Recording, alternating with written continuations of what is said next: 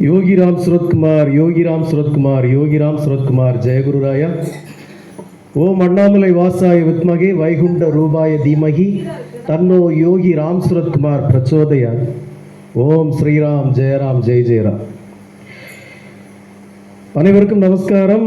எம்பெருமான் யோகி ராம் சுரத்குமாருடைய பரம பக்தர்களே, யோக வாழ்க்கையில் யோகிகள் வாழ்க்கையில் பலவிதமான வாழ்க்கைகள் இருக்கிறது.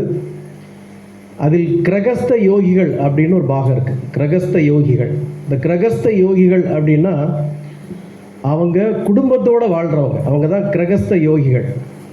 உதாரணமாக பார்த்தீங்கன்னா ராமகிருஷ்ண பரமஹம்சர், சாரதா தேவி, அவங்க ரெண்டு பேரும் கடைசி வரைக்கும் கணவன் மனைவியாக தான் வாழ்ந்தாங்க. அவங்களுடைய பெயர் தான் கிரகஸ்த யோகிகள். அவங்க யோகிய நிலையில் தான் இருப்பாங்க, ஆனால் குடும்பத்தோடு வாழ்ந்துட்டு இருப்பாங்க. இந்த கிரகஸ்த யோகிகள், சாரதா தேவி அம்மையாரும் ஒரு மிகப்பெரிய யோகி. அந்த அம்மா இது ஒரு யோக நிலை வாழ்க்கையில். ஒரு குரு அப்படின்னு எடுத்துக்கிட்டிங்கன்னா அவங்க எந்த நிலையில் வேணாலும் இருக்கலாம். ஒரு குரு அப்படிங்கிறவங்க அந்த குருவை நீங்கள் தேர்ந்தெடுக்கிறது இல்லை. நான் இந்த குருக்கிட்ட போய் சிஷ்யனாக சேரணும், நான் இந்த குருக்கிட்ட போய் சிஷ்யனாக சேரணுங்கிறது நீங்கள் முடிவு பண்ணுறதில்ல. உங்களை தெரியுமோ தெரியாதோ யார் சிஷ்யனாக வரணுங்கிறத ஒரு குரு தான் முடிவு பண்ணுவார். இப்போ எனக்கு ஒரு 10-11 மாதத்துக்கு முன்னாடி இங்கே இருக்கிற பல பேர் எனக்கு தெரியாது, நான் பார்த்தது கூட இல்லை. அவங்கள கேள்விப்பட்டிருக்கேன், இப்படி வீட்டில் சொல்கிறப்ப கேள்விப்பட்டிருக்கேன். எப்படி எனக்கு இவங்களை யாரையும் தெரியவே செய்யாது. அவங்களுக்கு என்ன தெரியுமோ தெரியாது. ஆனால் இன்னைக்கு ஒரு 10-11 மாதம் பாண்டு எப்படி இருக்குன்னா, ஒரு விட முடியாத பகவான் மத்தியில் ஒரு விட முடியாத ஒரு நெருக்கமான பாண்டு. இப்போ இதுதான் குரு ஒரு சிஷ்யனை தேர்ந்தெடுக்கிறது. அதுக்காக அந்த குருவுக்கு அந்த சிஷ்யனை தெரிஞ்சிருக்கணும்னோ இல்லை சிஷ்யனுக்கு குருவை தெரிஞ்சிருக்கணும்னோ அவசியம் கிடையாது. ஒரு குரு இல்லாமல் யாருக்கும் தெய்வ நிலையை உணர முடியாது, தெய்வத்தை அடைய முடியாது. இது எல்லாருடைய வாழ்க்கையிலும் உதாரணம் இருக்கு. பகவான் ஸ்ரீ ராமனுக்கு குரு இருந்தாங்க. யார் குரு? பகவான் ஸ்ரீ ராமருக்கு குரு இருந்தாங்க. யார் குரு? பகவான் ஸ்ரீ ராமபிரானுக்கு குரு இருந்தாங்க. யார் அந்த குரு? வசிஷ்டர், விஸ்வாமித்திரர். கிருஷ்ணர், எம்பெருமான் ஸ்ரீகிருஷ்ணருக்கு குரு இருந்தாங்க. எல்லாருக்கும் குரு இருப்பாங்க. எந்த அவதார நிலையிலேயே அவதாரமாக வந்தாலும் அவர்களுக்கு மானிட பிறவியில் இந்த அவதாரத்தில் ஜென்மத்தில் எல்லாருக்கும் குரு இருப்பாங்க. நம்ம சுவாமிக்கு யார் குரு? இந்த 3 பேரும் குரு. ஸ்ரீ அரவிந்தர், ஸ்ரீ ரமண மகரிஷி, ஸ்ரீ பப்பா ராமதாஸ், 3 பேரும் குரு. இப்போ நல்லா புரிஞ்சுக்கோங்க, ஸ்ரீ ராமபிரானுக்கு யாரும் குரு? வசிஷ்டரும் விஸ்வாமித்திரரும். ஆனால் நாம் யாரும் வசிஷ்டரையோ விஸ்வாமித்திரையோ வணங்குறது இல்லை. பகவான் ஸ்ரீ ராமர் தான் வணங்குறோம். எம்பெருமான் ஸ்ரீ யோகி ராம் சுரத்குமார் தான் நம்ம வணங்குறோம்.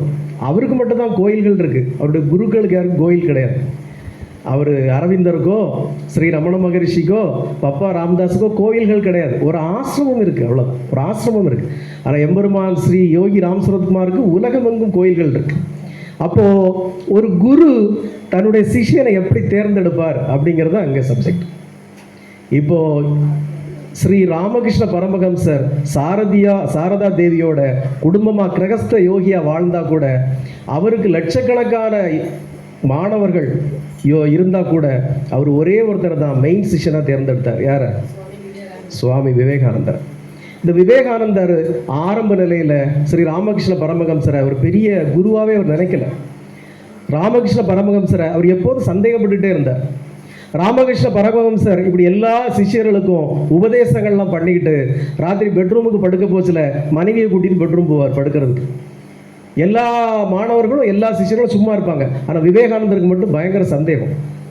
இவர் என்ன உள்ள நாள் போல நமக்கு எல்லா தத்துவங்களையும் ஞானங்களையும் சொல்லிட்டு அவர் மட்டும் படுக்க ரூமில் பெட்ரூமில் கொண்டாட்டி கூட்டிகிட்டு போகிறாரு. அப்போது பெட்ரூமுக்குள்ள இவர் என்ன தான் பண்ணுவார் அப்படின்னு விவேகானந்தருக்கு ஒரு பெரிய சந்தேகம். இவர் என்ன பண்ணாருன்னா, ராமகிருஷ்ண பரமஹம்சர் சாரதா தேவியை கூட்டிக்கிட்டு உபதேசங்களெல்லாம் முடிச்சுக்கிட்டு ராத்திரி பெட்ரூமுக்குள்ளே தூங்க போச்சுல இவருக்கு விவேகானந்தருக்கு ஒரே சந்தேகம். இவர் குருன்னு நம்ம நினச்சிட்டு இருக்கோம். இவர் என்னென்னா நமக்கெல்லாம் உபதேசம் பண்ணிகிட்டு இருக்காரு, கடைசியில் பொண்டாட்டியை கூட்டிகிட்டு தானே பெட்ரூமுக்கு படுக்க போகிறாரு. இவர் அப்போ பெட்ரூமில் என்ன தான் பண்ணுவாருன்னு அந்த பெரிய சந்தேகத்தில் அந்த வாசலில் உள்ள அந்த கதவில் உள்ள ஓட்ட வழியாக உள்ள எட்டி பார்த்தார் விவேகானந்தர். எவ்வளோ பெரிய சிஷ்யம் பாருங்கள். இப்படிப்பட்ட சிஷ்யம் கிடைக்கிறதுக்கு ஒரு குரு கொடுத்து வச்சிருக்கணும். தன்னுடைய குரு பெட்ரூமுக்குள்ள என்ன செய்யாருன்னு ஒரு சிஷ்யன் ஓட்ட வழியை எட்டி பார்க்குறான். இங்கே எட்டி பார்த்தா ராத்திரி ராமகிருஷ்ண பரமஹம்சர் சாரதா தேவிக்கு அவங்கள காளியாக நினச்சி உள்ள பூஜை பண்ணிட்டு இருந்தார். அது பூஜையை முடிச்சுட்டு ராமகிருஷ்ண பரமஹம்சர் விவேகானந்தர் கூப்பிட்டார். அவர் பார்த்துட்டு இருந்தவருக்கு அதிர்ந்து போயிட்டார். நம்ம பார்த்துட்டு இருந்தவர் தெரிஞ்சுட்டே அப்படின்னு உள்ள வாப்பாடினார். என்ன சந்தேகம் தீர்ந்ததா அப்படின்னார்.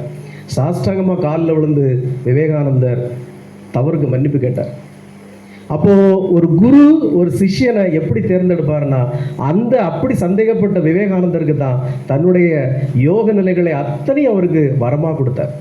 அந்த ராமகிருஷ்ண பரமஹம்சர் இல்லைன்னா இந்த ஒரு விவேகானந்தர் இல்லை. அந்த வரங்களை வாங்கித்தான், அந்த அருளாசியை வாங்கித்தான் அவர் உலகமெங்கும் பிரபலம் பெற்றார் விவேகானந்தர். அதே விவேகானந்தர் எந்த நிலையில் இருந்தார்? இப்போ எல்லாரும் உடனே இப்போ ஒரு குருகிட்ட நாம் வந்துட்டோம். இந்த குருகிட்ட நாம் வந்ததுனால இனி நம்ம பிரச்சனைகள்லாம் தீர்ந்து போச்சு. இந்த கணத்துலேருந்தே நமக்கு ஒரு பென்ஸ் கார் வாங்கிடலாம். நல்ல குரு கிடச்சிக்கிட்டாரு. இந்த குருவை நம்ம சாஷ்டாங்க வணங்கிட்டா நமக்கு இந்த நேரத்தில் ஒரு 100 பவுன் நகை வாங்கிடலாம், ஒரு பங்களா வீடு வாங்கிடலாம், 10 ஏக்கர் நிலம் வாங்கிடலாம் அப்படின்னா, அவ்வளோ பெரிய ராமகிருஷ்ண பரமஹம்சரை குருவாக அடைஞ்ச விவேகானந்தரே ராமகிருஷ்ண பரமஹம்சர் காலத்துக்கு பிறகு சாப்பாட்டுக்கு வழி இல்லை. தெருவில் ராமகிருஷ்ண பரமஹம்சரோட சிஷ்யர்களும் விவேகானந்தர் நடந்து போச்சுல பல நாட்கள் சாப்பிடாதனால விவேகானந்தர் மயங்கி கீழே விழுந்துட்டார். பசி மயக்கத்தில் விவேகானந்தர் கீழே விழுந்துட்டார். யார் விவேகானந்தர்? இப்போ ராமகிருஷ்ண பரமஹம்சர் தன்னுடைய ஒட்டுமொத்த தவ சக்திகளையும் வரமா வழங்கின ஒரு மா யோகி விவேகானந்தர். அவரு சாப்பிடாம பசியால மயங்கி கீழே விழுறார் ரோட்ல. எந்த இடத்துல விழுந்தாரு? ஒரு இஸ்லாமியர்களுடைய சுடுகாட்டுக்கு முன்னாடி விழுந்து கிடக்கிறார். ஒரு இஸ்லாமியர்களை புதைக்கக்கூடிய அடக்கம் பண்ணக்கூடிய சுடுகாட்டுக்கு முன்னாடி விவேகானந்தர் மயங்கி கீழே விழுந்து கிடக்கிறார். அந்த இஸ்லாமிய சுடுகாட்டுக்கு ஒரு இஸ்லாமியர் ஒருத்தர் காவலாளியாக நின்றுட்டு இருக்கார். அவரு இந்த மகான் நடு ரோட்ல பசி மயக்கத்தில் விழுறத அவர் பார்க்குறார். இந்த வாட்ச்மேன் அவர் கையும் ஓடலை காலும் ஓடலை. ஐயோ, அவர் பார்த்தாலே பெரிய மகான் மாதிரி தெரியுது. பசி மயக்கத்தில் கீழே விழுந்துட்டாரு. என்ன செய்யணும்னு தெரியல. விவேகானந்தரோட வந்த சிஷ்யர்களுக்கும் என்ன செய்யணும்னு தெரியல. அவங்களும் பட்டினி தான். அப்போது விவேகானந்தர் நல்ல டயபெட்டிக்கில் இருந்தார். அதனால் ஒருவேளை ஹைப்போகிளைசிமியா போயிருக்கலாம். அவருக்கு விழுந்துட்டார். மற்றவங்களாம் நிற்கிறாங்க. அந்த இஸ்லாமிய சுடுகாட்டில் நின்ன காவலுக்கு நின்ன ஒரு இஸ்லாமியருடைய கையில் ஒரு பாதி வெள்ளரிக்காய் கையில் வச்சுருக்கார். அவர் ஒரு வேளை சாப்பிட்றதுக்காக ஒரு வெள்ளரிக்காய் துண்டை கையில் வச்சுருக்கார். இவர் ஓடி வந்து விவேகானந்தர் பக்கத்தில் நின்று இதை கொடுக்கலாமா வேண்டாமா? நாம் ஒரு இஸ்லாமியர், சுவாமி விவேகானந்தர் ஒரு ஹிந்து துறவி, அவருக்கு நாம் இந்த வெள்ளரிக்காய் துண்டை கொடுக்கலாமா வாங்கலாமான்னு அப்படி பதறி போய் நிற்கிறார். விவேகானந்தர் கொஞ்சம் அப்படி ஞாபகம் வந்து முழிப்பு வரச்சில் இந்த இஸ்லாமிய காவலாளி கேட்குறாரு, சுவாமி என்கிட்ட ஒரு பாதி வெள்ளரிக்காய் இருக்குது, இதை அடியன் உங்களுக்கு தரலாமா? அந்த தகுதி எனக்கு இருக்கா அப்படின்னு கேட்டார் பயந்து போய். சுவாமி விவேகானந்தர் அந்த மயக்கம் தெளிந்த நிலையிலே சொன்னார், சகோதரா இதை என் வாயில் தரமாட்டாயான்னு கேட்டார். அந்த இஸ்லாமிய காவலாளி மிரண்டு போயிட்டார். சுவாமி இவ்வளோ பெரிய கருணையாக இருக்கீங்களேன்னு உடனே அந்த வெள்ளரிக்காயை கொடுத்தார். அப்போ ஒரு குருவை அடைஞ்சிட்டதுனால, ஒரு குருவுக்கு நம்ம ஆஸ்தான சிஷ்யன் ஆகிட்டதுனால நம்முடைய பிரச்சனைகள் எல்லாம் அதோட தீர்ந்து போச்சுங்கிறது அர்த்தம் கிடையாது. சொல்லப்போனால் பிரச்சனைகளே அதுக்கப்புறம் தான் ஆரம்பம். ஏன்னா நீங்கள் எத்தனையோ ஜென்மங்களாக கொண்டு சுமந்து தெரிஞ்சுக்கிட்டு இருந்த பாவங்களை உங்கள் கணப்பொழுதில் குரு மாற்றுறதுக்கு முயற்சி பண்ணுறார். அப்போது இன்னும் 100 ஆண்டுகள், இன்னும் 2 தலைமுறைகள் நீங்கள் தீர்க்க வேண்டிய கர்ம வினைகள் எல்லாம் குரு கலக்கி தெளித்து விட்டுருவார். சீக்கிரம் போட்டோம் அப்படின்னு. அப்போ எல்லாம் கலங்கி வந்து உங்களை பிச்சு பிடுங்கிட்டு இருக்கோம் இந்த கஷ்டங்கள் துன்பங்கள்லாம். அதுதான் ஒரு குருவை அடைஞ்சோட நம்ம அடையக்கூடிய ஒரு பக்குவம். சுவாமி விவேகானந்தரை போல இந்த பிரச்சனை தான் எல்லாருக்கும் முதல்ல வரும். ஆனால் பிற்காலத்தில் நீங்கள் உயர்ந்த நிலை அடைவீங்கிறது தான் ஞானத்தின் உச்சம். இங்கே இருக்கிற பல சிஷ்யர்களுக்கு கூட என் மேலே பயங்கர பிரச்சனைகள்லாம் இருக்குது. ஒரு சிஷ்ய கோடி அன்னைக்கு, சுவாமி குருஜி நீங்கள் இப்படி சினிமா பாட்டெல்லாம் பாடலாமா மைக்கில் அப்படின்னு ஒரு சிஷ்ய கோடிக்கு பயங்கர சந்தேகம். என்ன குருஜி இப்படி போய் நீங்கள் சினிமா பாட்டெல்லாம் பாடுறீங்க, இதெல்லாம் எங்களுக்கு பிடிக்கலை அப்படின்னாங்க. இன்னொரு சிஷ்ய கோடி, என்ன குருஜி நீங்கள் இப்படி இந்த வார்த்தைகள்லாம் பேசுகிறீங்க, இதெல்லாம் நீங்கள் பேசலாமா? இந்த வார்த்தையெல்லாம் பேசலாமா? நீங்கள் முன்னாடி பேசியிருப்பீங்களா? இப்போ நீங்கள் யார் இந்த வார்த்தையெல்லாம் பேசலாமா? ஏம்மா கையின்னு தானே சொல்ல முடியும், காலுன்னு தானே சொல்ல முடியும், வாயின்னு தானே சொல்ல முடியும். மற்ற உறுப்புகளுக்கு பேர் வேறு எனக்கு தெரியாதுமா, தெரிஞ்ச பேரை வச்சு அந்த உறுப்புகளுக்கு பேரை சொல்கிறேன். இல்லை இருந்தாலும் நீங்கள் இந்த வார்த்தையை சொல்லலாமா? இப்படியெல்லாம் பேசலாமா நீங்கள் ஒரு குருவாக இருந்துக்கிட்டு நீங்கள் இதெல்லாம் சொல்லலாமா, இதெல்லாம் செய்யலாமா? யார் சொல்கிறா? நம்முடைய சிஷ்ய கோடிகள் நம்மளை டிக்டேட் பண்ணுறா. முதல்ல ஒரு குரு எந்த நிலையில் இருந்தாலும் ஏற்றுக்கொள்வது தான் சிஷ்ய நிலை. சிஷ்ய நிலைங்கிறது தன்னுடைய குரு எந்த நிலையில் இருந்தாலும் சரி. ஏன்னா ஒரு குரு சிஷ்ய உறவு இந்த ஜென்மத்தில் தீர்மானிக்கப்பட்டதில்லை. இது ஏதோ பூர்வ ஜென்மத்தில் தீர்மானிக்கப்பட்டது. ஒரு குறிப்பிட்ட காலத்தில் நம்மளை வந்து சேரும். எப்படி ஒவ்வொரு அவதாரங்களும் எங்கெங்கேயோ வாழ்ந்துக்கிட்டு இருப்பாங்க, அந்த அவதார நோக்கம் நிறைவேற போகிற நேரத்தில் எல்லாரும் ஒன்று செய்வாங்க. அயோத்தியில் ராமபிரான் இருந்தாலும், கிஷ்கிந்தாவில் அனுமார் இருந்தாலும், எல்லாரும் ஒரு குறிப்பிட்ட நேரத்தில் ஒன்று சேருவது மாதிரி ஒரு குரு சிஷ்ய உறவு வந்து ஒரு குறிப்பிட்ட காலத்தில் ஒன்றா சேரும். அப்போ அந்த காலத்தில் நம்ம ஒரு குருவை அடைஞ்சிட்டோன்னா, இந்த குரு ஏன் இப்படி இருக்காரு, இவர் ஏன் அப்படி பேசுகிறாரு அப்படிங்கிற சிந்தனைக்கு இடமே கிடையாது. குரு எது செய்தாலும் கரெக்டாக தான் செய்வார், குரு என்ன சொன்னாலும் கரெக்டாக தான் பேசுவார் அப்படிங்கிற நம்பிக்கை முதல்ல சிஷ்யர்களுக்கு வேணும். இதை என்ன வச்சு நான் சொல்லலை, என்ன நீங்கள் நம்புங்க நம்பாங்க போவாங்க, எனக்கு ஒரு பிரச்சனையும் கிடையாது. That is none of my business. நான் அதை நம்பியோ இதை நம்பியோ நான் இங்கே இருக்கலை. இந்த குரு கொஞ்சம் வித்தியாசமான குரு. இந்த குரு ரொம்பவே வித்தியாசமான குரு. சொல்லப்போனால் என்னை பற்றி நானே சொல்லிக்கக்கூடாது. இந்த உலகத்தில் நீங்கள் எங்கேயுமே இந்த குருவை மாதிரி ஒருத்தரை பார்க்க முடியாது. நான் கடந்த 3 ஆண்டுகளாக காசு பணத்தை கையில் கேரி பண்ணுறதே கிடையாது. பணத்தை நான் எப்போ பாக்கெட்டில் வச்சுட்டு அலையிறதோ இல்லை பர்ஸில் வச்சுட்டு அலையிறதோ நான் கிடையவே கிடையாது. கூட இருக்கவங்களுக்கு தெரியும். என்னை யாராவது கூட்டிகிட்டு போய் நடுவழியில் விட்டுட்டு வந்துட்டா வீட்டுக்கு வரைக்கும் என் வழி கிடையாது. அப்படி தான் நான் தெரிகிறேன். பணத்தை தொடக்கூடாது. ஏன்னா ஒரு ஆன்மீக நிலைக்கு முதல் எதிரி பணம் தான், பொருளாதாரம் தான். பணத்தை நான் மிகவும் வெறுப்பேன். ஆனால் பகவான் யோகி ராம் சுரத்குமாருக்கு யாராவது நாங்கள் காணிக்கையாக தரோன்னா அதை நான் வெறுப்பவும் கிடையாது. ஏன்னா ஆரம்பத்தில் காணிக்கை கூட நான் வைக்காதீங்கன்னு பல பேர்கிட்ட சொல்லியிருக்கேன். இங்கே நடராஜன் ஒரு பக்தர் வருவார், அவர் காணிக்கை போடுறது, நீ காணிக்கை போட வேண்டாம், உன்னுடைய நிலையே மோசமாக இருக்குது, அப்புறம் நீ எதுக்கு காணிக்கை போடுற, முதல்ல உன் நிலை உயரட்டும் அப்புறம் காணிக்கையை பார்த்துக்கலான்னு நான் சொல்ல வேணாம். அப்புறம் எனக்கு ஒரு தெளிவு கிடைச்சது. பகவான் யோகி ராம் சுரத்குமார் ஒரு விஷயத்தை எனக்கு புரிய வச்சார். பகவான் யோகி ராம் சுரத்குமார் திருவண்ணாமலையில் இந்த பூத உடலை திறந்த உடனே அவருடைய பூத உடலை அடக்கம் பண்ணுறதுக்கு போகிறாங்க. இப்போ அடக்கம் பண்ணுறதுக்கு பெரிய குழி எடுப்பாங்க. நம்ம ஊர் மாதிரி இந்த 6 அடி குழியெல்லாம் கிடையாது. மகான்கள் அடக்கம் பண்ணுறது பெரிய குழி எடுப்பாங்க. அந்த குழி எடுத்து எம்பெருமான் யோகி ராம் சுரத்குமாரோடைய பூத உடலை உள்ளே வச்சிருக்கச்சே எல்லா பக்தர்களும் சுற்றி நின்று கையில் நிறைய காசு பணத்தை தூக்கி உள்ளே போட்டாங்க. நிறைய பேர் கழுத்தில் கையில் காலில் கிடந்த நகைகளெல்லாம் தூக்கி உள்ளே போட்டாங்க. அப்போ எனக்கு சமீபத்தில் இது தீட்சை தந்த ஒரு குரு பெங்களூரில் இருக்கார், திரு சாது ரங்கராஜன் அப்படிங்கிறவர். அவர் இதை பார்த்துட்டே நிற்கிறச்ச அவருக்கு ஒரு வருத்தம். ஏன்னா பைத்தியகார ஜனங்க இந்த குழிக்குள்ளே போய் எது காசு பணத்தெல்லாம் போடுறாங்க, எதுக்கு நகைகளெல்லாம் கலத்தி போடுறாங்க, இவங்களுக்கு என்ன பைத்தியமா அப்படின்னு ஒரு நினச்சிட்டே இருக்கிறார். அப்போது அன்னை மாதேவிகி அம்மா இந்த சாது ரங்கராஜன் அவர்கிட்ட கொஞ்சம் காசை கையில் கொடுத்து, சுவாமி நீங்களும் உள்ளே போடுங்கன்னு சொன்னப்போ இவருக்கு ஒன்று என்ன, நான் இவங்க போடுறதே எதிர்த்துட்டு இருக்கேன், நீங்கள் என்ன வேற காசு வந்து உள்ளே போட சொல்கிறீங்க அப்படின்னு ஒரு வெறுப்புணர்வோட அந்த காசை உள்ளே போடுறச்ச அவர் கையில் விரலில் இருந்த ஒரு மோதிரமும் சேர்ந்தே உள்ளே விழுந்துருச்சு. இவர் பயங்கர ஆச்சரியம். எல்லாரும் காசு பணத்தை போட்டப்போ, நகைகளை கலத்தி போட்டப்போ நான் அதை எதிர்த்தனே, இப்போ ஏன் மோதிரமே தெரியாமல் குழிக்குள்ளே விழுந்துருச்சே அப்படின்னு நினைக்கப்போ எம்பெருமான் யோகி ராம் சுரத்குமார் அவருடைய மனசுக்குள்ளே சொல்கிற மாதிரி ஒரு உணர்வு என்ன சொல்கிறாருன்னா, நீ என்ன, உனக்கு என்னப்பா பிரச்சனை? பக்தர்கள் தங்களுடைய அன்பை வெளிப்படுத்துறதுக்கு, தங்களுடைய பக்தியை வெளிப்படுத்துறதுக்கு அவங்க எதையோ தூக்கி போடுறாங்க.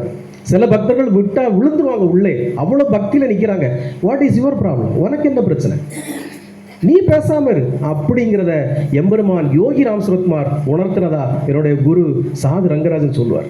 அப்போ பக்தர்கள் அவங்க காணிக்கையை செலுத்துறப்போ நீ யாருப்பா வேண்டான்னு தடுக்கிறதுக்கு அப்படின்னு பகவான் யோகி ராம் சுரத்குமார் எனக்கு சொன்னதா நான் உணர்ந்துக்கிட்டு யாருக்கிட்டையுமே நான் அப்புறம் காணிக்கை போடாதீங்க நான் சொல்றதில்ல. போடுறவங்க போடுறாங்க, போடாதவங்க இருந்துட்டு போறாங்க, ஒன்றும் பிரச்சனை இல்லை. இது நான் சொல்றப்ப உங்களுக்கு வித்தியாசமா தெரியும். என்னங்க இவர் இப்படி சொல்றாரு, அது என்ன காணிக்கை போட்ட யாரும் வேண்டான்னு சொல்லுவாங்களா? அப்படிதான் நினைப்பீங்க, அப்படிதான் நினைப்பீங்க. ஒரு கோயில் மாதிரி ஒன்று வச்சுருக்காரு, காணிக்கை போட்டால் யாராவது வேண்டான்னு சொல்லுவாங்க. என்னையா ஒரு வித்தியாசமாக கதை விடுறாரு, இதெல்லாம் நாங்கள் நம்பணும், நீங்கள் சொல்கிறீங்க நாங்கள் நம்பணும், ரொம்ப கரெக்டு அப்படின்னு. ஆனால் நீங்கள் நம்புறான்னு நம்பாட்டாலும் அதுதான் உண்மை. உங்களுக்காக நான் ஒரு கதை சொல்கிறேன். சமீபத்தில் என்னுடைய ஃபேஸ்புக் பதிவில் பார்த்தீங்கன்னா நான் ஒரு மெசேஜ் போட்டிருப்பேன். பகவானுடைய திருப்பாதங்களுக்கு வெள்ளி கவசம் செய்கிறதுக்காக நம்ம கொடுத்துருக்கோம். அதுக்கு ஒரு சின்ன பையன், ஒரு குழந்தை, இதை போல ஒரு குழந்தை 507 ரூபா சேர்த்து வச்சுருந்த காசை காணிக்கையாக அனுப்பியிருந்தான் போட்டிருந்தோம். யாராவது படிச்சிங்களான்னு தெரியல. கூடவே இன்னொரு விஷயம் போட்டிருந்தோம், அதையும் படிச்சிங்களான்னு தெரியல. வெளிநாட்டில் இருக்கக்கூடிய ஒரு பெண்மணி, அவங்க ஃபாரின்ல இருந்து ஒரு 10,000 ரூபாய் பணம் இந்த வெள்ளி பாதுகை செய்கிறதுக்காக அனுப்பியிருந்தாங்க அப்படின்னு போட்டிருந்தோம். யாராவது படிச்சிங்களா? இப்போ இந்த இடத்துல தான் உங்கள் குரு வித்தியாசப்படுறார். என்ன வித்தியாசப்படுறாருன்னா, இந்த குரு எப்படின்னா பணத்துக்கு பின்னால் ஓடுறவர் இல்லை, பணத்தை நோக்கி பணத்துக்கு பின்னால் ஓடுறவர் இல்லை. அந்த காலத்துலேருந்தே அப்படி தான். பணத்துக்கு பின்னால் போயிருந்தா நிறைய சொத்துக்கள்லாம் நான் விற்றுக்க வேண்டிய அவசியம் இல்லை, நிறைய பணத்தை சேர்த்து வச்சுருப்பேன். ஏன் பணத்துக்கு பின்னால் ஓடுறது இல்லைன்னா, ஒரு ஆன்மீக குருவாக இருந்துக்கிட்டு பணத்தை எதிர்பார்த்து பணத்துக்காக கை நீட்டிட்டு எங்கே போய் நிற்கக்கூடாது. பகவானுடைய நாமத்தை, பகவானுடைய கருணையை பணத்துக்கு விற்கக்கூடாது. இப்போது பவனந்தோறும் பகவான் நாமம் அப்படின்னு ஒன்று பண்ணுறோம். யாராவது வீட்டுக்கு கூப்பிட்டா போய் பாட்டு பாடுறோம், பாட்டு பாடிட்டு வரோம். அவங்கக்கிட்ட போய் நாங்கள் பாட்டு பாட வந்திருக்கோம், எல்லோரும் வந்திருக்கோம், எதாவது காணிக்கத்தாங்க நம்ம கேட்குறதில்ல. நான் என்ன பண்ணுவேன் தெரியுமா? உலகத்தில் எந்த குருவும் பண்ண மாட்டேன். நான் ஏன் கை காசு தட்டில் வச்சு அவங்களுக்கு காணிக்கையாக கொடுத்துட்டு வருவேன். எப்படி? ஏன் கை காசை தட்டில் வச்சு அவங்களுக்கு கை நீட்டமாக காணிக்கையாக நான் கொடுத்துட்டு வெறுங்கையாக நான் திரும்பி வருவேன். இங்கேருந்து மதுரைக்கு பேச கூப்பிடுவாங்க, என்ன பேச்சுக்கு பேசிட்டு போங்கன்னு கூப்பிடுவாங்க. இங்கேருந்து 5000 ரூபா செலவு பண்ணி காரில் போய் பேச போவேன். அங்கே போய் அவங்களுக்கு ஒரு 5000 ரூபா டொனேஷன் கொடுத்துட்டு வருவேன், வச்சுக்கோங்க அப்படின்ட்டு. அவங்க இங்கே பாட்டு பாட வருவாங்க, இங்கே 10,000 ரூபா அவங்களுக்கு கொடுப்பேன். இவ்வளோ தூரம் வந்து பாட்டு பாடிட்டு போகிறீங்களே, 10,000 ரூபா வச்சுக்கோங்க அப்படின்னு. அப்போது நான் அவங்களுக்கு பேச போனாலும் நான் தான் காசு கொடுத்துட்டு வரேன், அவங்க இங்கே பாட்டு பாட வந்தாலும் நான் தான் காசு கொடுக்குறேன். எங்கேயுமே நான் காசு எதிர்பார்க்குறதில்ல, காசு கொடுங்கன்னு கேட்குறதில்ல. ஏன் காசு தான் நான் பிறகு கொடுப்பேன். ஏன்னா நல்லா இருந்துட்டு போட்டோம், நம்ம கைராசி நல்லா இருக்கும்னு தெரியும், வச்சு நல்லா இருக்கட்டும் அப்படிங்கிறது. அப்போது காசு பணத்தை நம்ம எதிர்பார்க்கக்கூடாது. பகவான் யோகி ராம் சுரத்குமாருடைய நாமத்தையோ அவருடைய அருளையோ காசுக்கு விற்கக்கூடாது அப்படின்னு நான் நினைக்கிறேன். அப்போ இந்த 10,000 ரூபா காணிக்கையை எப்படி அனுப்பிச்சிருக்காங்க? அவங்க ஃபாரின்லேருந்து அனுப்பிச்சிருக்காங்க. ஃபாரின்லேருந்து அனுப்புறதுலாம் தெரியுமா உங்களுக்கு? இந்த ப்ரொசீஜர்லாம் தெரியுமா? ஃபாரின்லேருந்து அனுப்புகிற பணம் எப்படி அனுப்புவாங்கன்னு? ஒருவேளை நமக்கு ஒரு ட்ரஸ்ட்டு அப்படி ஏதாவது இருந்து ஒரு அக்கௌண்ட் நம்பரு எல்லாம் கொடுத்துருந்தா அவங்க பேங்க் மூலமாக ட்ரான்ஸ்ஃபர் பண்ணலாம். ட்ரஸ்ட்டு ஒன்றுமே இல்லை, பேங்க் அக்கௌண்ட் நம்பர் இல்லைன்னா ஒரு தனிநபருக்கு எப்படி பணம் அனுப்புவாங்க வெளிநாட்டிலேருந்து? இந்த மணி எக்ஸ்சேஞ்செலாம் இருக்குல்ல, அதன் மூலமாக அனுப்புவாங்க, பேரை போட்டு. நாம் அவங்க அனுப்பியிருக்கக்கூடிய அந்த செல்லானையும் அவங்களுடைய மொபைல் நம்பரையும் என்னுடைய ஆதார் கார்டு, பேன் கார்டு எல்லாம் தூக்கிக்கிட்டு அங்கே போனோம். எப்படி குடும்ப தலைவர் தான் ரேஷன் கார்டை தூக்கிட்டு அரிசி வாங்க ரேஷன் கடைக்கு போகணுமோ, இதே போல் நானும் ஒரு ஆன்மீக குருன்னு சொல்லிக்கிட்டு என்னுடைய Aadhaar card, ration card, PAN card எல்லாத்தையும் தூக்கிக்கிட்டு அவங்ககிட்ட போனோம். போய் அப்படியே குத்த வச்சுட்டு இருக்கணும். அவங்க கடைசியில் வரிசையில் நம்மளை கூப்பிடுவான். ஐயா வாங்க, உங்களுக்கு என்ன, எந்த ஊர்லேருந்து பணம் வந்திருக்குன்னு கேட்பான். ஐயா எனக்கு இந்த ஊர்லேருந்து இவ்வளோ பணம் அனுப்பியிருக்காங்க, அந்த ஆதாரத்தெல்லாம் கொடுக்கணும். அப்புறம் அவர் நம்மகிட்ட இன்டர்வியூ எல்லாம் பண்ணுவார். அப்புறம் அக்னாலஜ்மெண்ட்லாம் கேட்பார். இந்த அக்னாலஜ்மெண்ட்லாம் சைன் பண்ணி கையெழுத்து போடுங்க அப்படின்னு நம்மளை மேலே கீழே பார்த்துட்டு எல்லாம் வெரிஃபை பண்ணிவிட்டு அப்புறமா காசை அண்ணி கொடுப்பான். இது வேறு எந்த ஆன்மீக குருவாக இருந்தாலும் மெனக்கெட்டு ஒரு டிரைவரையும் கூட்டிகிட்டு போய் வாங்க தான் செய்வாங்க. நான் என்ன பண்ணேன் தெரியுமில்ல? ஒரு 10,000 ரூபா காணிக்க காசுக்காக பகவானுக்கு பேரை சொல்லிகிட்டு இருக்கிறேன்னா, இந்த ரேஷன் கடைக்கு ரேஷன் கார்டை தூக்கிட்டு போய் அரிசி கியூவில் நிற்கிற மாதிரி நாமளும் நிற்கக்கூடாது. அப்படி ஒரு காணிக்கை நம்ம வாங்கக்கூடாது. அந்த பணத்துக்காக போய் காவல் நிற்கக்கூடாது. அந்த பணத்துக்காக போய் கியூவில் காவல் நின்று வாங்கக்கூடாது. அப்படிங்கிறதுக்காக என் டிரைவரை மெனக்கெட்டு அந்த எக்ஸ்சேஞ்சுக்கு அனுப்பி, தம்பி நான் வாங்கலாம், அந்த பணத்தை நீங்கள் திருப்பி கொடுத்துருவீங்களான்னு கேட்டேன். திருப்பி கொடுத்துருவோம் சார், நான் 10 ரூபா திருப்பி கொடுத்துருங்க அந்த பணத்தை அவங்க கேட்டேன்னு சொன்னேன். எனக்கு அப்படி ஒரு பணம் தேவையில்லை. ஆனால் அந்த பக்தருக்கு நான் ரொம்ப நன்றி தெரிவித்து ஃபேஸ்புக்கிலலாம் போட்டேன். அவங்க கேட்டிருக்க பிரசாதங்களை நான் அனுப்ப தான் போகிறேன். ஏன்னா ஒரு ஆன்மீக குருன்னு சொல்கிறவன் பணத்துக்காக போய் பல்ல காட்டிட்டு நிற்கக்கூடாது, எங்கேயும் பணத்துக்காக போய் கையேந்து நிற்கக்கூடாது. அது பகவானுடைய காரியத்துக்கு வரணுமா இருந்தால் வரட்டும், இல்லைன்னா சும்மா இருக்கட்டும், ஒன்றும் பிரச்சனை இல்லை. அவருக்கு ஒருவேளை விளக்கம், ஒருவேளை பூஜை என்னால் பண்ண முடியாதா? பண்ண முடியும். அப்போது நான் அனுப்புனவங்களை குறை சொல்லலை, அவங்களுக்கு தெரிஞ்ச விதத்தில் அவங்க அனுப்பியிருக்காங்க. பட் நான் வித்தியாசமான ஆள். நான் இந்த கேவலம் 10,000 ரூபா காணிக்க பணத்துக்காக ரேஷன் கார்டையும் ஆதார் கார்டையும் தூக்கிட்டு போய் ஐயா சாமி பணத்தை எப்போ தருவீங்கன்னு கேட்டுக்கிட்டீங்க, நான் ரெடி இல்லை. எனக்கு காணிக்க இங்கே வந்தால் கொடுக்கட்டும், இல்லை அக்கௌண்ட்டில் ட்ரான்ஸ்ஃபர் ஆனால் ஆகட்டும், அதை பற்றி நான் ஒன்றும் சொல்ல போகிறதில்ல. ஆனால் நான் இந்த பணத்துக்காக எவனோ ஒருத்தங்கிட்ட போய் கையேந்து நிற்கிறது இந்த ஸ்ரீகுரு MC சிவகுமார் ஆள் இல்லை. உலகத்தில் யாராவது கூட செய்வாங்களா? இருப்பாங்க. 10,000 ரூபா யாராவது செய்வாங்களா? யாராவது செய்வாங்களா? இன்னும் கோர்ட் ரோடு போய் உட்கார்ந்து வாங்க மாட்டானா வேணும். ஆனால் நான் பகவானுடைய கருணையால் நாம் எங்கேயுமே பணத்துக்காக கையேந்து நிற்கக்கூடாதுங்கிறதா என்னுடைய. அப்போ இப்படிப்பட்ட ஒரு குருவை யாரும் கை நீட்டி என்ன கமாண்ட் பண்ணுறது எனக்கு ஒரு பிரச்சனை கிடையாது. நீங்கள் அப்படி பேசலாமா, நீங்கள் இப்படி செய்யலாமா, இதை சொல்லலாமா, சினிமா பாட்டு பாடலாமா அப்படியெல்லாம் கேட்குறது எனக்கு ஒரு பிரச்சனை கிடையாது. இது எல்லாருக்கும் வரக்கூடிய பிரச்சனை தான்.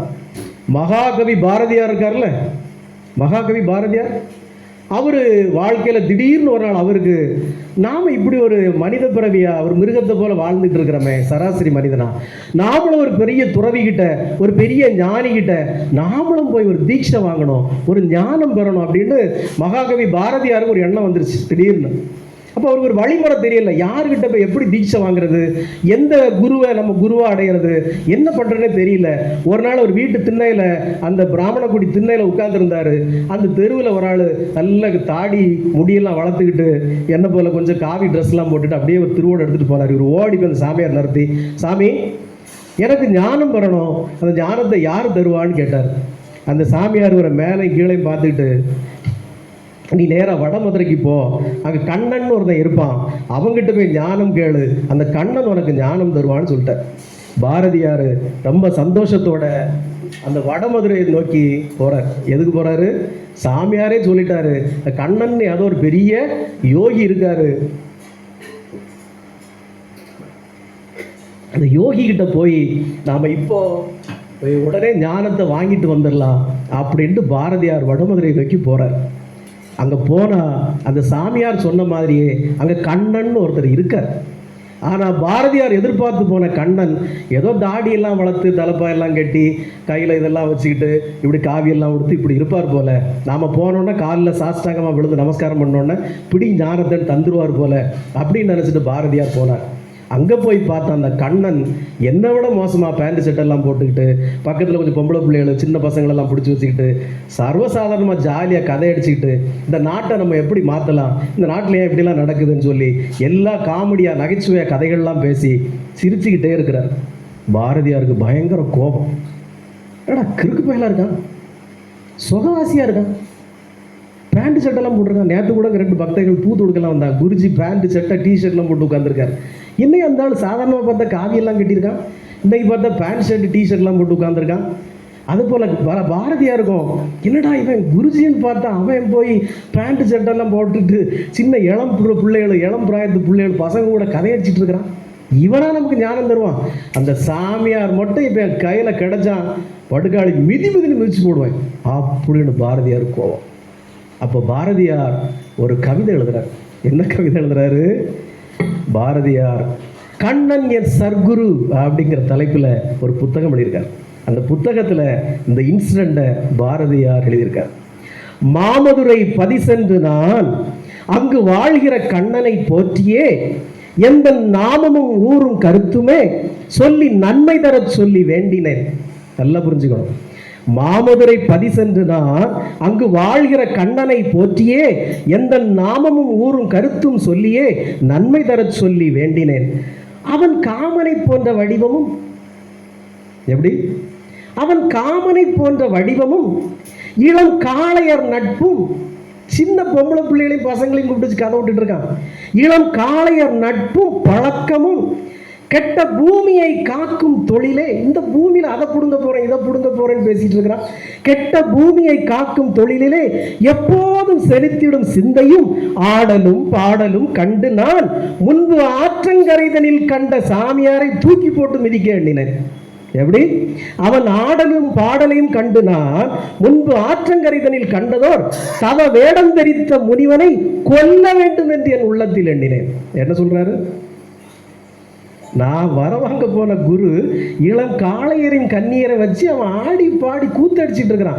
அப்ப நான் நினைச்சேன், முன்பு ஆற்றங்கரைதனில் கண்டதோர் தவ வேடம் தரித்த முனிவனை கொல்ல வேண்டும் என்று உள்ளத்தில் எண்ணினேன். சிறு நாடு புறக்கிற மன்னவன் இவன். இவனா யோகி? இவன் ஒரு நாடு புறக்கிற மன்னவன். கண்ணன் நாளும் கவலையில் மூழ்கினோன். இவன் அவளை பத்தியும் இவளை பத்தியும் உலகத்தை பத்தியும் டெய்லி கவலைப்பட்டு இருக்கான். இவனா ஞானி? தம் பாடுபட்டோர்க்கும் விளங்கிடா உண்மை இவன் எங்கனை கூறுவான். இவன் என்ன போல ஆளுங்களுக்கு ஞானத்தை இவன் எங்கனும் கூறுவான் அப்படின்னு பாரதியார் சொல்றார். இந்த கவிதை பெருசா போகுது.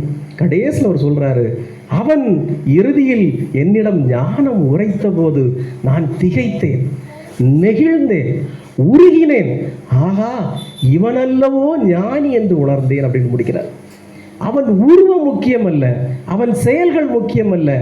ஒரு குரு உனக்கான இன்றைய சிந்தனையை, உன் வருங்கால சந்ததிக்கான நாளைய சிந்தனையை, உன் குடும்பத்திற்கான வருங்கால சிந்தனையை, இந்த தேசத்திற்கான வருங்கால சிந்தனையை எவன் சரியாக எடுத்துரைக்கிறானோ, எடுத்து ஓம்புகிறானோ அவனே குரு. அவன் எப்படி இருந்தா உனக்கு என்ன? அவன் எதை பேசினா உனக்கு என்ன? உனக்கு வாழ்க்கைக்கு தேவையான தத்துவத்தை சொல்கிறானா? உன் வழி நடக்கிறத சரியாக உன் வழியை காட்டுகிறானா?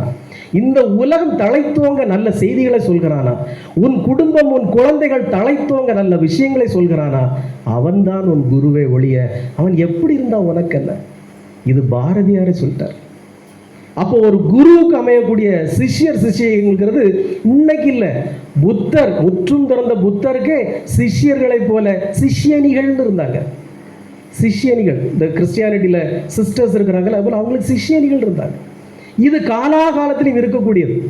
அப்போ ஒரு குருவை நாம் அடைந்து விட்டோம் என்றால் வாழ்க்கையில் பரிபூர்ண நிலையை நாம் அடைந்து விட்டோம். இந்த குருவுக்கு வயசு வித்தியாசம்லாம் கிடையாது. நீங்கள் திருவருள் செல்வர் படம் பார்த்தீங்கன்னா, ஏற்கனவே சத்சங்கத்தில் சொல்லியிருக்கேன், சிவாஜி கணேசனுக்கு அப்போ எத்தனை வயசு? அவர் திரு சிவாஜி கணேசன் இல்லை, திருநாவுக்கரசர் அந்த படத்தில். அவருக்கு 85-90 வயசு. ஆனால் 6 வயது 7 வயது பாலகனா யார் வருவா? திருஞான சம்பந்தர் வருவார். அவரை பல்லக்கில் தூக்கிட்டு வருவாங்க. ஒரு இடத்துல நிற்கிறப்போ திருஞான சம்பந்தர் கேட்பாரு, இந்த ஊரில் நாவுக்கரசர்னு ஒரு பெரிய ஞானி இருக்காரு, அவர் எங்கே நான் அவரை பார்க்கணும் அப்படி சொல்கிறப்போ கீழே இருந்து ஒரு சத்தம் வரும், ஐயா நான் உண்மை சுமந்து வரக்கூடிய பல்லக்கியை சுமந்து வரக்கூடிய ஒருவனாய் கீழே நிற்கிறேன்னு பாரு. யாரு? நாவுக்கரசருங்கிற 90 வயசு பழுத்த பழம். அப்போ அவருக்கு நான் 90 வயசு, இந்த பையன் சின்ன பையன், இவனுக்கு பல்லக்க நம்ம சுமக்கலாமாங்கிற எண்ணம் கிடையாது. ஏன் நாவுக்கரசருக்கு எண்ணம் வரல? எனக்கு 90 வயதாகியும் இன்னும் நான் இறைவனை அடையவில்லை, 90 வயதாகியும் இன்னும் நான் இறைவனை உணரவில்லை. ஆனால் 6 வயதில் அவன் இறைவனை உணர்ந்திருக்கானே. எம்பெருமான் தாயாரை வந்தவனுக்கு பால் ஊட்டி இருக்கிறாரே, அவனை நாம் தலையில் சுமக்க வேண்டும் என்கிற எண்ணம் தான் ஞானிகளுக்கு இருக்கும். ஆனால் தற்பெருமை பிடித்த சாதாரண ஜனங்களுக்கு இவன் என்ன பெரிய ஆளா, இல்லை இவெல்லாம் பெரிய ஆள், இவனெல்லாம் போய் கும்பிடுறதா அப்படிங்கிற எண்ணம் தான் இருக்கும். ஆனால் ஒரு நல்ல குருவுக்கு இதெல்லாம் நன்னா பிஸ்னஸ், இதெல்லாம் ஒரு பிரச்சனையே கிடையாது. நீ வணங்கணுன்னோ கும்பிடணுன்னோ நான் சொல்கிறத கேட்கணுங்கிற எந்த பிரச்சனையும் கிடையாது. நான் ஒரு நிலையை அடைந்திருக்கிறேன், இந்த நிலையை பிறருக்கு உணர்த்தணும் சொல்லணுங்கிறத என்னுடைய கடமை. உங்களுக்கு தெரியுமா, இப்போ நான் உங்ககிட்ட பேசிகிட்டு இருக்கிறேன்னு, பல சத்சங்கங்களில் பேசிகிட்டு இருக்கிறேனே, இந்த பேச்சுக்கள் தான் ஞானம். இந்த ஞானத்தை தேடி தான் அந்த காலத்தில் புத்தரும் இயேசுவும் எல்லாரும் அலைஞ்சாங்க. எப்படி அலைஞ்சாங்க? எதுக்கு அலைஞ்சாங்க? அந்த காலத்தில் இத்தகைய ஞானங்களை அடைவது அவ்வளோ ஈஸி இல்லை. இப்போ எல்லாம் உங்களுக்கு தெரியும், கூகுளில் அதில் இதில் எல்லாம் நீங்கள் படிக்கிறீங்க, எல்லாம் தெரிஞ்சு போயிடும். அவர் என்ன சொன்னார், இவர் என்ன சொன்னார், அவர் என்ன சொன்னார், இவர் என்ன சொன்னார், எல்லாம் உங்களுக்கு தெரியும். அந்த காலத்தில் 3000 ஆண்டுகளுக்கு முன்னால் ஒரு ஞானம் பெறுவதுங்கிறது அவ்வளோ சாதாரண விஷயம் கிடையாது. நீங்கள் காடு மலை கோயில் எல்லாம் தேடி தேடி தேடி அலைஞ்சா ஏதோ ஒரு குரு, இன்றைக்கு நான் பேசிகிட்டு இருக்கிற விஷயத்த அந்த குரு உங்களுக்கு உபதேசம் பண்ணுவார். தப்பா வாழ்க்கைன்னா இதாப்பா வாழ்க்கை, வாழ்க்கையில் இது நிரந்தரம் இல்லை, அது நிரந்தரம் இல்லை, இதுதான்ப்பா நிரந்தரம், வாழ்க்கையில் இப்படி நடக்கணும், இப்படி போகணும், இப்படி இருக்கணுங்கிறத அந்த குரு உபதேசம் பண்றார் இல்லையா? திஸ் இஸ் கால்ட் ஞானம். இந்த ஞானத்தை அடைந்த பிறகுதான் புத்தர் நான் ஞானம் அடைஞ்சிட்டேன் அப்படின்னார். என்ன ஞானம் அடைஞ்சாரு? ஆசையை துன்பத்திற்கெல்லாம் காரணம், ஆசைப்படக்கூடாது, பிற உயிர்களை கொல்லக்கூடாது, எல்லாரையும் நேசிக்கணும், இதை தான் நான் சொல்லிட்டு இருக்கேன், எதை நம்மளும் சொல்லிட்டு இருக்கோம். அப்போ ஞானம் அடைவதுங்கிறது திஸ் இஸ் கால்ட் இதுதான். அப்போ நல்ல குருவை அடைந்து விட்ட ஒருவனுக்கு வருவதான் ஞானம். அந்த ஞானத்தை தன்னோடு வைத்துக் கொள்ளாமல் புத்தர் எப்படி ஊர் ஊரா அலைஞ்சாரோ, ஊர் ஊரா அலைஞ்சாரோ, ஊர் ஊரா அலைஞ்சாரோ, எதுக்கு அலைஞ்சாரு? அவர் பெற்ற ஞானத்தை இந்த ஜனங்களுக்கெல்லாம் போதிக்கணுங்கிறது தான் புத்தர் அலைஞ்சார். புத்தர் அலைகிறப்போ அவருக்கு என்னென்ன பிரச்சனைகள்லாம் இருந்தது? புத்தரும் அவருடைய சிஷ்ய கோடிகளும் இப்படி இந்த அவர் அடைந்த ஞானத்தை இதை போல உபதேசம் பண்றதுக்கு அந்த காலத்தில் மைக்கோ ஃபேஸ்புக்கோ வாட்ஸ்அப்போ ஒன்றும் கிடையாது. இந்த ஃபேஸ்புக்கு மைக்கு வாட்ஸ்அப்லாம் இருந்திருந்தா புத்தர் ஊர் ஊரா அலைஞ்சிருக்க வேண்டிய அவசியம் இல்லை. இதை போல ஒரு பிரச்சார குடியில் ஆரம்பிச்சுக்கிட்டு அதிலே உட்கார்ந்துருப்பாரு. உங்களை போல பக்த கோடிகளை வந்திருப்பாங்க, அவர் பேசிக்கிட்டு காப்பியை குடிச்சு படுத்திருப்பாரு. இந்த வசதிகள்லாம் இல்லாதனால புத்தரும் இயேசுவும் ஐயா வைகுண்டரும் எல்லாரும் ஊர் ஊரா அலைஞ்சாங்க ஞானத்தை சொல்றதுக்கு. அப்ப புத்தர் தன்னுடைய சிஷ்ய கோடிகளை கூட்டிக்கிட்டு இந்த ஞானத்தை சொல்றதுக்காக ஊர் ஊரா போச்சுல. முதல்ல ஒரு ஊர்ல அந்த கிராமத்து மக்கள் அவர் அன்போடு வரவேற்றாங்க. சாமி வாங்க வாங்க வாங்க, உங்களுக்காக தான் நாங்கள் எதிர்பார்த்து நிற்கிறோம், வாங்க. அவருக்கு பழங்களும் இனிப்புகளும் இன்னும் பல பொருட்களை கொடுத்தாங்க.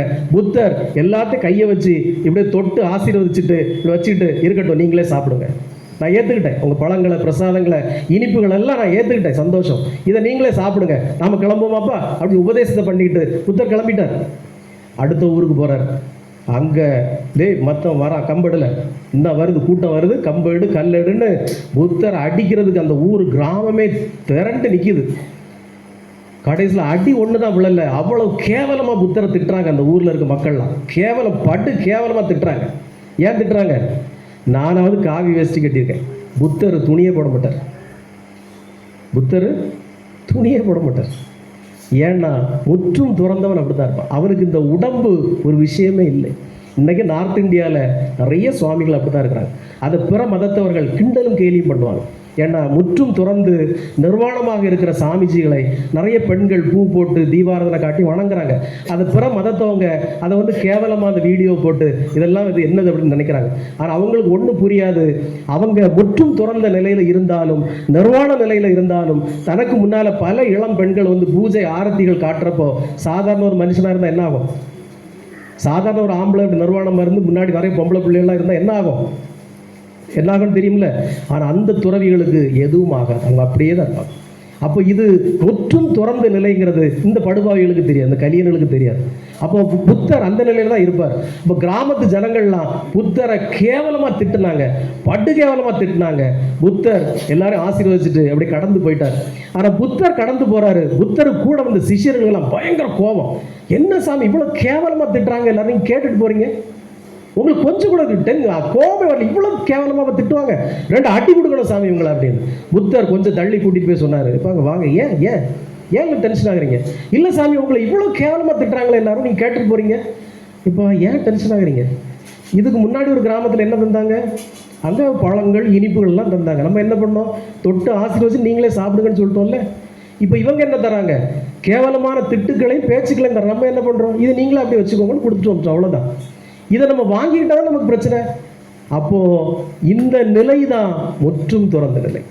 எதை தந்தாலும் எனக்கு தேவையே இல்லை, நீ என்னை வாழ்த்து நான் ஆசீர்வதிக்கிறேன், என்னை இகழ்ந்தாலும் நான் ஆசீர்வதிக்கிறேங்கிறதா ஒரு நல்ல குருவுக்கான நிலை.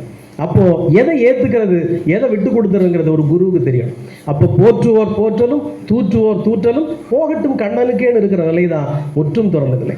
அப்போ ஒரு குரு எந்த நிலையில் இருந்தாலும் நமக்கு கிடைச்சது பிரசாதமாக நினச்சி அதை ஏற்றுக்கிட்டு வழி நடக்கணும். நான் திரும்பவும் சொல்கிறேன், ஒரு குரு கிடைச்சிக்கிட்டாரு, குருவை ஃபாலோ பண்ணுறதுனால எனக்கு உடனே சொர்க்கமும் அதுவும் இதுவும் கிடைச்சிடாது. யாருக்கும் கிடைக்கல. ஐயா வைகுண்டர் கூட இருந்த 7 சீடர்களுக்கு என்ன கிடைச்சது? இயேசுநாதர் கூட இருந்த சிஷ்யர்களுக்கு என்ன கிடைச்சது? அடி உதயம் தான் கிடைச்சது. புத்தர் கூட இந்த சிஷ்யர்களுக்கு என்ன கிடைச்சது? அடி உதயம் தான் கிடைச்சது. பகவான் யோகி ராம் சுரத்குமார் கூட இந்த சிஷ்யர்களுக்கு என்ன கிடைச்சது? முழு நேரம் பட்டினி தான் கிடைச்சது. ஸோ பட்டினியும் துன்பமும் தாங்க முடியும்னா என் கூட வாங்க. இல்லை அதெல்லாம் எங்களுக்கு முடியாதுன்னா வேற ஏதாவது பணக்கார சாமியாக பார்த்து போங்க. பஜனைக்கு போனால் நல்ல காசு கிடைக்கும், நல்ல பணம் கிடைக்கும், கிடைக்குதோ கிடைக்கல 3 நேரம் நல்ல சாப்பாடு கிடைக்கும். நம்மக்கிட்ட ஒன்றும் கிடைக்காது. ஆனால் பகவான் நம்ம கூட இருக்கார். அவர் எதை தரணுமோ அதை தருவார். எப்படி பகவான் ஸ்ரீகிருஷ்ணர் வாழ்க்கை புதா துன்பப்பட்டாலும் இறைநிலையில் இருந்தாரோ, எப்படி ராமன் வாழ்க்கை புதா துன்பப்பட்டாலும் இறைவனாக இருந்தாரோ, எப்படி பகவான் யோகி ராம் சுரத்குமார் வாழ்க்கை முழுவதும் துன்பப்பட்டாலும் இன்று நாம் வணங்குகிறோமோ, எப்படி ஐயா வைகுண்டர் வாழ்க்கை முழுவதும் துன்பத்திலே துறவியாக கடந்து கஷ்டப்பட்டாலும் இன்று அகில உலகம் வணங்குதோ, அந்த பெருநிலையை நாம் அடைவோம். பிறப்பற்ற பெருநிலை. நான் ஒரு நாய் கதை போட்டிருப்பேன் சமீபத்தில், எத்தனை பேர் பார்த்தீங்கன்னு தெரியாது. பகவான் யோகி ராம் சுரத்குமாருடன் ஒரு நாய் கதையை போட்டிருப்பேன். அந்த நாய்க்கு மீண்டும் பிறப்பில்லை. அந்த நாயை கார்பரேஷன்காரன் பிடிச்சிட்டு போய் கொன்றுவான். பகவான் யோகி ராம் சுரத்குமார் சொல்லுவார், அந்த நாய்க்கு இனி பிறப்பில்லை அப்படின்பார். நமக்கு மீண்டும் பிறப்பில்லை. இந்த பெருநிலையை அடைவதற்காகத்தான் பகவான்கிட்ட வந்திருக்குமே வெளியே, நீங்க கார் வேணும், பணம் வேணும், சொத்து வேணும், நகை வேணும்னு நினைச்சீங்கன்னா மீண்டும் மீண்டும் பிறப்பீங்க. அதை மட்டும் புரிஞ்சுக்கோங்க. உங்களுக்குள்ள எவ்வளவு ஆசைகள் ஊறிக்கிட்டே இருக்கோ அதை அடைவதற்காக பகவான் யோகி ராம் சுரத்குமார் மீண்டும் மீண்டும் உங்களுக்கு பல பிறப்புகளை தருவார். அங்க நீங்க இந்த காசுக்கும் பணத்துக்கும் சொத்துக்கும் நகைக்கும் மீண்டும் மீண்டும் அல்லல் படுவீங்க, அவஸ்தைப்படுவீங்க, கஷ்டப்படுவீங்க. ஆனா எல்லாம் அடைவீங்க. ஆனா அதனால உங்களுக்கு இன்பமோ எதுவும் கிடைக்க போறதில்லை. ஆனால் நாங்க எதுவுமே வேண்டாம் பகவானே, உங்களுடைய நாமம் போதும், உங்கள் திருவடிகள் போதும், உங்கள் திருவடிகளுக்கு செய்கிற சேவைகள் போதும் நிற்கிறோம் இல்லையா. எங்களுக்கு பிறப்பு இல்லை, ஆனால் துன்பமும் இல்லை. பிறவிங்கிறதே துன்பம் தான். மனித பிறவிங்கிறதே துன்பத்தை அனுபவிக்கிறதா நம்ம வந்திருக்கோம். இது இன்பமா வாழ்றது கொண்டு வந்து பிறவியை நமக்கு தரல, சந்தோஷமா வாழ்றது கொண்டு வந்து பிறவியை பகவான் தரல. நாம செய்த பாவங்களையும் கர்மாக்களையும் தொலைக்கிறதுக்கு தான் அந்த பிறவியை நம்ம கடவுள் தந்திருக்கிறார். அப்ப இந்த பிறவியில பல பேர் தொலைச்சிக்கிட்டு இருக்கிறான் எல்லாவனும். நாம தொலைச்சிக்கிட்டு இருந்தாலும் பகவானுடைய பாதத்தை பிடிச்சிட்டமே, we are gifted, we are so gifted. நாம ஆசீர்வதிக்கப்பட்டவங்க. நாம கடவுளுடைய பாதத்துல சரணாகதி அடைஞ்சிட்டோம், பகவானுடைய பாதத்துக்கு சேவைகள் செய்ய ஆரம்பிச்சிட்டோம். நாம துன்பத்தை தொலைச்சிட்டு மோட்ச உலகத்தை அடைவோம். மீண்டும் பிறப்பற்ற துன்பமற்ற இந்த மாதிரி உறவுகள், மாப்பிள்ளை கொண்டாட்டி பிள்ளைகள் பேரம் பேத்திங்கிற ஒரு பிரச்சனை இல்லாம பகவானுடைய திருப்பாதங்கள்ல ஒரு மோட்ச மலராக கிடப்போம். இதற்காகத்தான் நாம பகவானை பிடிச்சிருக்கோமே ஒழிய வேற எதற்காகவும் இல்லைங்கிறத நீங்க உணர்ந்துக்கணும். ஒரு நல்ல குரு இதைத்தான் உபதேசம் பண்ணுவான். மோசமான குரு உனக்கு அதை தரேன் இதை தரேன், ஒரு 10 சென்ட் இடம் வாங்கி தரக்கு சாமிகிட்ட கும்பிடுறேன், ஒரு 100 பவுன் நகை கிடைக்கிறதுக்கு சாமிகிட்ட கும்பிடுறேன்னு உங்களை மிஸ்கைட் பண்ணுவான். இங்கே இந்த சிவகுமார்ட்ட அந்த வழிகாட்டுதல்லாம் கிடையாது. ஆனால் நீங்கள் இந்த வழியில் வரப்போ இந்த பிறவிக்கான உங்களுடைய தேவைகளை எல்லாம் பகவான் நிச்சயமாக அருள்வார். உங்கள் குழந்தைக்கு என்ன வேணுமோ, உங்கள் வருங்கால வாழ்க்கைக்கு என்ன வேணுமோ, உங்கள் கணவனுக்கு என்ன வேணுமோ, உங்கள் பேரம்பேத்திகளுக்கு என்ன வேணுமோ, உங்கள் வாழ்க்கை சிறப்போடு வாழ்ந்து முடித்து போக என்னென்ன வேணுமோ அதெல்லாம் பகவான் தருவார். ஏன்னா நாம் பகவான் இல்லையே, நாம பகவான் ஆக போறது இல்லையே. அது அவங்க எல்லாத்தையும் துறந்து குழந்தையை போல் சிரிச்சுட்டு இருப்பாரு பகவான். எல்லாத்தையும் துறந்துட்டு குழந்தை, பச்சை குழந்தை போல சிரிச்சுட்டு இருப்பாரு. அது அவருடைய நிலை, நாம் அவருடைய சிஷ்யர்கள் நிலை. அப்ப நமக்கு அந்த இறைநிலைக்கு தேவையானதை பகவான் தரலனாலும் இந்த வாழ்க்கைக்கு தேவையான எல்லாவற்றையும் பகவான் நிச்சயமாக தருவார். எப்போ? Without expectation. எதிர்பார்ப்பு இல்லாத பக்தி, எதிர்பார்ப்பு இல்லாத பிரார்த்தனை, எதிர்பார்ப்பே இல்லாத ஒரு தொழுகை, அந்த நேரத்தில் பகவான் எல்லாவற்றையும் தருவாருங்கிற உறுதியை நான் கூறுகிறேன். ஏன்னா இன்னைக்கு என்னுடைய ஃபேஸ்புக்கு யூடியூப்பை ஃபாலோ பண்ணுறவங்களுக்கு தெரியும், அவ்வளோ பெரும் கருணையோட என்கிட்ட சொல்கிற பிரச்சனைகள் எல்லாம், யார் யார் ஃபோனில் சொல்கிறாங்களோ காதில் சொல்கிறாங்களோ எல்லாருடைய பிரச்சனைகளையும் பகவான் பரிபூர்ணமாக தீர்த்து கொடுக்குறாருங்கிறப்போ உங்களுக்குள்ள பிரச்சனைகளையும் பகவான் தீர்த்து தருவார். இதுதான் நாம் மனசுக்குள்ள எடுத்துக்க வேண்டிய உறுதி. இந்த உடம்புக்கு தேவையான ஆரோக்கியம், இந்த வாழ்க்கைக்கு தேவையான பொருளாதாரம், நம்முடைய குழந்தைகளுக்கு தேவையான படிப்பு, அவர்கள் வாழ்க்கைக்கு தேவையான திருமணம், குழந்தை வாய்ப்பு எல்லாத்தையும் பகவான் அருள்வார். இதெல்லாம் தந்து இந்த நாமத்தையே நம்ம சொன்னதுக்கும் இந்த பாத பூஜை செய்வதற்குண்டான பலன் நமக்கு தந்து அப்படியே அழைச்சிட்டு போயிடுவார் பகவான். இந்த நம்பிக்கை இருக்கிறவங்க மட்டும் அடியேனை ஃபாலோ பண்ணா போதும். மற்றபடி குருஜி சினிமா பாட்டு பாடினா என்ன, குருஜி பேண்ட் சட்டை போட்டிருந்தா என்ன, குருஜி காரில் போனா என்ன, எதில் போனா என்ன, உங்களை சரியாக வழி நடத்துகிறாரா, உங்களுக்கு சரியான வழிகாட்டுதல்களை செய்கிறாரா, உங்களுடைய கோரிக்கைகளை பகவான்கிட்ட கொடுத்து கரெக்டாக அதை நிறைவேற்றுறாரா, அவ்வளோதான் நீங்கள் குருஜிகிட்ட எதிர்பார்க்கணும். குருஜிக்கு உருவத்திலேயோ, குருஜிக்கு பேச்சிலையோ, குருஜிக்கு அழகுலையோ மயங்க வேண்டிய அவசியம் இங்கே கிடையாது. அதெல்லாம் இருக்கக்கூடாதுன்னு தான் தாடியை வெட்டாமல் முடிய வெட்டாமல் நம்ம தெரிஞ்சுக்கிட்டு தெரியணும். புரியுதா? அப்போது ஒரு குருவினுடைய நிலையை நீங்கள் புரிஞ்சுக்கணும். குரு அருள் இல்லாமல் திரு அருள் கிடையாது.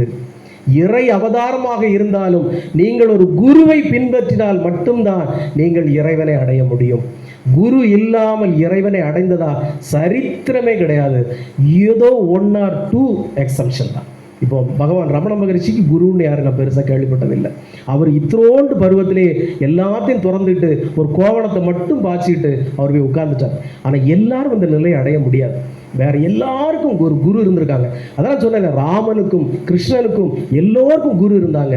அந்த குரு இருந்தால் மட்டும்தான் நீங்கள் இறைவனை அடைய முடியுமே ஒழிய நான் அடைஞ்சிருவேன்னு எவன் போனாலும் அவன் பாதி வழியெல்லாம் திரும்பி வந்தாலும். அதனால குருவருள் திருவருள். உங்கள் குரு யாருங்கன்னு நீங்க முடிவு பண்ணிக்கிட்டு அந்த குருவை, அவருடைய வார்த்தைகளை விடாம ஃபாலோ பண்ணுங்க. நீங்கள் எளிதாக இறைவனை அடைய முடியுங்கிறத உறுதியை பகவான் யோகிராம் சுரத்குமார் மூலமாக நம்ம சொல்றோம். யோகிராம் சுரத்குமார், யோகிராம் சுரத்குமார், யோகிராம் சுரத்குமார். ஜெயகுருராயா. ஓம் அண்ணாமலை வாசாய வித்மகே வைகுண்ட ரூபாய தீமகி தன்னோ யோகி ராம் சுரத்குமார் பிரச்சோதயா. ஓம் ஸ்ரீராம் ஜெயராம் ஜெய் ஜெயராம்.